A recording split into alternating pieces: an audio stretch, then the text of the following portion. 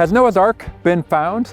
The landing site of the legendary Noah's Ark. Stories long thought to be legend have been proven through archaeological findings. At 6,300 feet above sea level in the mountains of Ararat. The Ark came to rest on the mountains of Ararat. Of course, this would be the greatest archaeological discovery of all time, and there have been countless reports of Noah's Ark being found throughout the centuries, especially in the last 120 years or so. People have been claiming to have found Noah's Ark on Mount Ararat or somewhere near that region. Let's examine those in just a little bit, but before we do, we should talk about some of the difficulties of even trying to find Noah's Ark today. One, should we even expect to find Noah's Ark? This is a wooden vessel that was built more than 4,000 years ago. And if you think about wood being out in the elements, you know, it doesn't do a great job.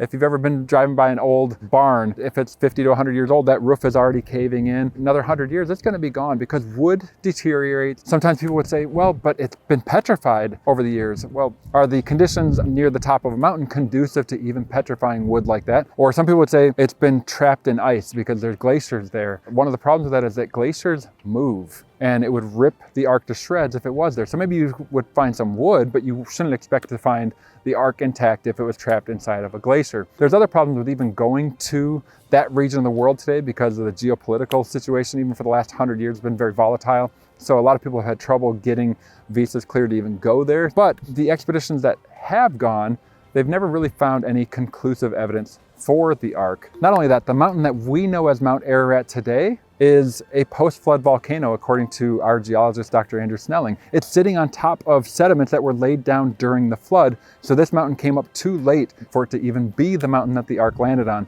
Because the Bible doesn't say the Ark landed on Mount Ararat, it says it landed on the mountains of Ararat. Genesis 8:4 says that Mount Ararat today is a volcano and it's erupted over the years. So if you have a large wooden ship sitting on top of a volcano or near the top of a volcano on the slopes and you have lava running down the slopes, it's not going to work out really well for the wooden vessel when lava hits it. So there are a lot of problems with even thinking that the Ark could be on what we call Mount Ararat today. So let's look at some of the reported sightings on Mount Ararat and on two other mountains in that region of the world. We have a sign here at the Ark, outside of the Ark, that many times people will miss. And we address 6 of the most popular reported sightings of Noah's Ark. 2 of them are not from Mount Ararat, so we're going to start with those first. Mount Kuti or Mount Judy. This is the site that the Quran says that the Ark landed on. Historically, there were reports of pilgrims going back to that mountain and pulling off pieces of the Ark to use sort of as talismans, you know, to ward off evil and everything. When people have visited that place today, there are no traces of the Ark. Nobody has found any evidence that it was there at all, so we can't confirm that that's where the Ark had landed. All right, the next one we want to look at is in northern Iran today, and that is what's known as Mount Suleiman. Back in 2006, there was a trip that was led to that mountain by Base Institute, and they claimed that they found petrified wood up there, and they said that these pictures that they showed people looked like long planks of wood, and of course it's up on near the top of a mountain. They claimed that there was some sort of shrine that was there, which I think they were saying was maybe as a remembrance that this was Noah's Ark. And yet a later expedition was able to demonstrate this is not petrified wood, it's just stone. There was no further evidence that Noah's Ark was ever at that spot. Plus, that spot lies far outside the region of what was known as Ararat, or the ancient kingdom of Urartu, mentioned in the scripture. So it doesn't even fit the biblical idea of where the Ark would be. So let's take a look at some of those on Mount Ararat then. The first one that we're going to talk about is the Ararat anomaly. This was based on a very grainy photo that was taken in the 1900s, back before we had really high definition cameras. But there's this outcrop in the picture that sort of looked Ark-shaped depending on how you're looking at it. There have been future expeditions or other people taking pictures trying to find something like that on the mountain. It's probably just the way that the snow had melted that year that uncovered something. There have been no follow-up expeditions that have been able to discover the Ark in that location. Back in 2010, this is the most recent one, there were a lot of reports that a team from Hong Kong had discovered rooms, or that they had walked inside of the Ark on Mount Ararat. And they have a lot of pictures, they have video of their trip there.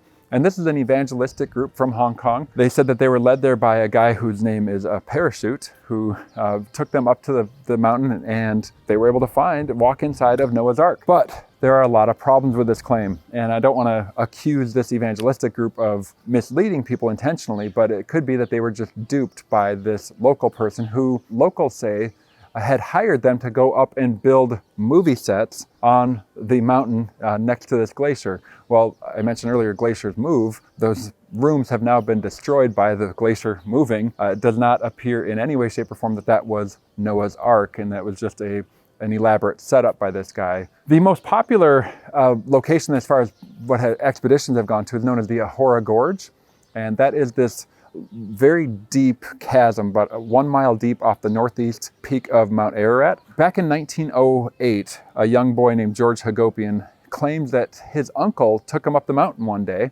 Uncle was able to lift him up, and young George was able to walk on top of the roof of the Ark. There are some discrepancies in how he told the story, whether it's 1905, was it 1908, how old was he? But you know what, when you're a kid, maybe you can overlook that kind of thing. Maybe you don't remember all the details perfectly. So there have been a lot of expeditions that have gone to the Ahora Gorge, more than a dozen of them.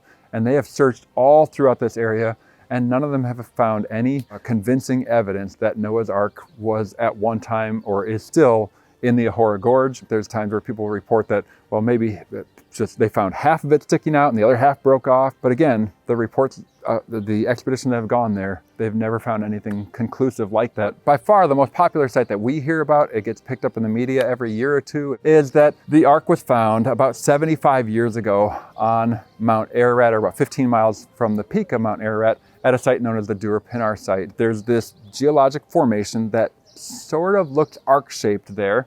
And about 50 years ago, a guy named Ron Wyatt went there and started reporting that he had discovered Noah's Ark there. He confirmed it and started popularizing this site as the site of Noah's Ark. They claim to have done all sorts of scientific testing to demonstrate that. And these claims get repeated all the time in the media. But is that really what was discovered there? Well, in the 1980s and in the 1990s, we had geologists go to the site and do all sorts of testing as well. And guess what? It's just a geologic formation. I know that makes people angry because they want this to be the site of Noah's Ark. We would love it if that was the site of Noah's Ark, if we actually had found it, but it's simply not true. You can use Google Maps. You type in Noah's Ark, Turkey, it'll take you right to that spot, and you can zoom out a little bit and you can see that it looks sort of arc-shaped. But if you zoom out even further and move around a little bit, you'll see other structures that look very similar to that, because it's just a geologic formation that is formed naturally as you get mud flows and other things going on mountain slopes like that. Earlier I mentioned Dr. Andrew Snelling. In 1992, he published an article dealing with the so-called scientific claims that Ron Wyatt and his group made about the Dura-Pinar site.